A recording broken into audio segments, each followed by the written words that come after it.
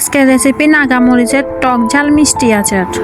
যারা ঝাল খেতে পছন্দ করেন আজকের আচারটা তাদের ভালো লাগবে। এই আচারটায় অনেক বেশি ঝাল থাকে আর এই আচারটা 1 বছর ধরে সংরক্ষণ করতে পারবেন। আচারটা যেহেতু তেলের নিচে ডুবো থাকে, আচারটা রোদেও দেওয়া লাগে না, এমনিতেই ভালো থাকবে।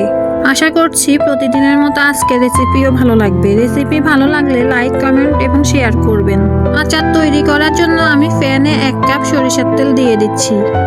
তেল গরম হয়ে গেলে দিয়ে দিব 1 টেবিল চামচ রসুন পেস্ট। রসুন পেস্ট 1 মিনিটের মতো নেড়েচেড়ে ভাজি করে নিব। এখন দিয়ে দিচ্ছি 1 কাপ পরিমাণ রসুন।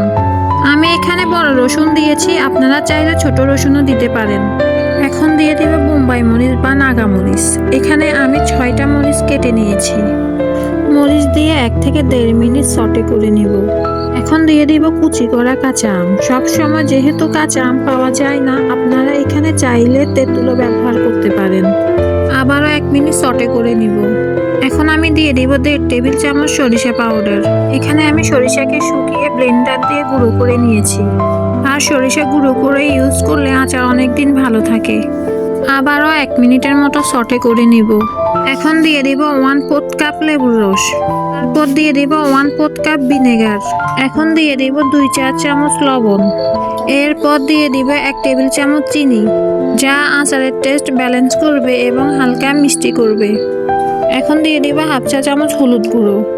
আরও দিয়ে দিব 1 টেবিল চামচ পাঁচফোড়ন গুঁড়ো। সবগুলো মশলা দিয়ে অল্প আঁচে জাল করতে হবে, যতক্ষণ না সব কিছু ভালোভাবে সিদ্ধ হয়ে যায়। বেশি আঁচে এই আচারটা বানানো যাবে না, অল্প আঁচেই বানাতে হবে। আর মাঝে মাঝে নেড়ে দিচ্ছি।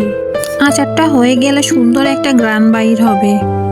আর উপরে সুন্দর করে তেলটাও ভেসে উঠেছে। এখন এই তেলের নিচে আচারটা ডুবে থাকবে আর 1 বছরের মতো ভালোও থাকবে। আশা করছি আজকের এই আচারের রেসিপিটিও সবার কাছে ভালো লাগবে। ভাতের সাথে কিংবা খিচুড়ির সাথে খেতে দারুণ লাগবে। সবাইকে ধন্যবাদ জানিয়ে আজকের ভিডিও এখানে শেষ করছি। আল্লাহ হাফেজ।